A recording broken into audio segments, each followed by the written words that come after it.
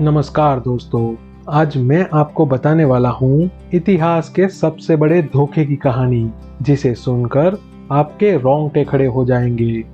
अमीर अली नामक कंधार का एक नवाब था। एक दिन अमीर अली की उसके भाई के साथ लड़ाई हुई। अमीर अली के भाई ने उसे युद्ध में हरा दिया। अपने भाई से हारने के बाद अमीर अली ने जैसलमेर के राजा लूणकरण के पास शरण ली। शरणागति की रक्षा करना भारतीय संस्कृति का अभिन्न अंग है, इसीलिए महाराजा लूणकरण ने अमीर अली को शरण दी एवं उसके जान की भी रक्षा की। दिन बीतते गए। अपनी मीठी बातों से अमीर अली ने राजा लूणकरण का संपूर्ण विश्वास जीत लिया। कुछ ही महीनों में महाराजा ने अमीर अली को अपनी जागीर देकर उसे उसकी जवाबदारी सौंप दी। एक दिन अमीर अली ने महाराजा से कहा कि उसकी बेगमें रानीवास की महिलाओं से मिलना चाहती है, लेकिन वो नहीं चाहता कि कोई और मर्द उसकी महिलाओं को देखे। राजा ने अमीर अली के प्रस्ताव को स्वीकार करते हुए कहा कि कुछ दिनों में राजमहल के ज्यादातर पुरुष एक विवाह समारोह में सम्मिलित होने जाएंगे, तब किले में कोई पुरुष नहीं होगा। उस दिन अमीर अली अपनी सभी बेगमों को किले में लेकर आ सकता है और महल की सभी रानियों से मिलवा सकता है। कुछ दिनों बाद किले के ज्यादातर पुरुष विवाह समारोह में जाते हैं। अमीर अली अपने बेगमों को पालकियों में बिठाकर किले में लाता है।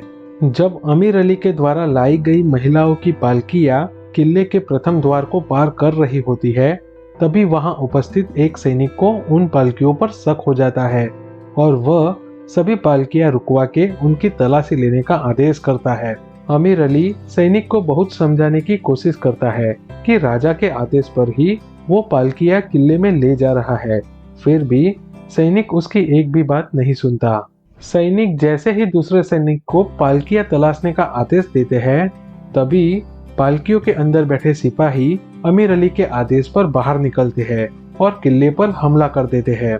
अमीर अली जैसलमेर पर कब्जा करना चाहता था और कई दिनों से वो एक अच्छे मौके की तलाश कर रहा था, लेकिन आज उसे वह अवसर मिल गया। इसीलिए अमीर अली ने पालकियों में अपनी बेगम महिलाओं की बजाय सिपाहियों को बिठाया। अरे इतना ही नहीं, बल्कि अमीर अली ने तो पालकी उठाने के लिए मजदूर की बजाय अपने सैनिकों को रखा, ताकि वो किले पर हमला कर सके।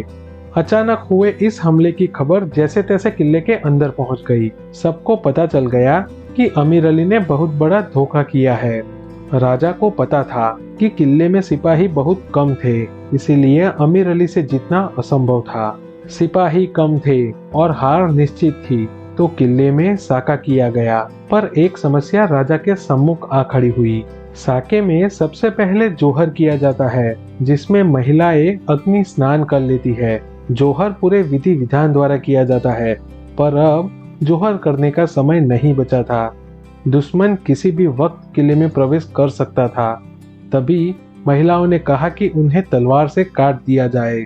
इस युद्ध में राजपूत महिलाएं अग्नि स्नान करके जोहर नहीं कर पाई, इसीलिए उनके अनुरोध पर किले की सभी महिलाओं को तलवार से काट दिया गया। महिलाओं को तलवार से काटने पर उनके खून की धारा चारों ओर बहने लगी। दुश्मन के हाथ ना लगते हुए राजपूत महिलाओं ने इस युद्ध में अपने खून से धारा स्नान किया, जो इतिहास की सबसे दिल दहलाने वाली घटनाओं में से एक था। इस युद्ध में राजपूत महिलाएं जोहर नहीं कर पाई और सिर्फ पुरुषों ने केसरिया किया था, इसीलिए इस साके को जैसलमेर का अर्ध साका भी कहा जाता है। धोखेबाज अमीर अली राजा को मारकर जैसलमेर पर कब्जा कर लेता है।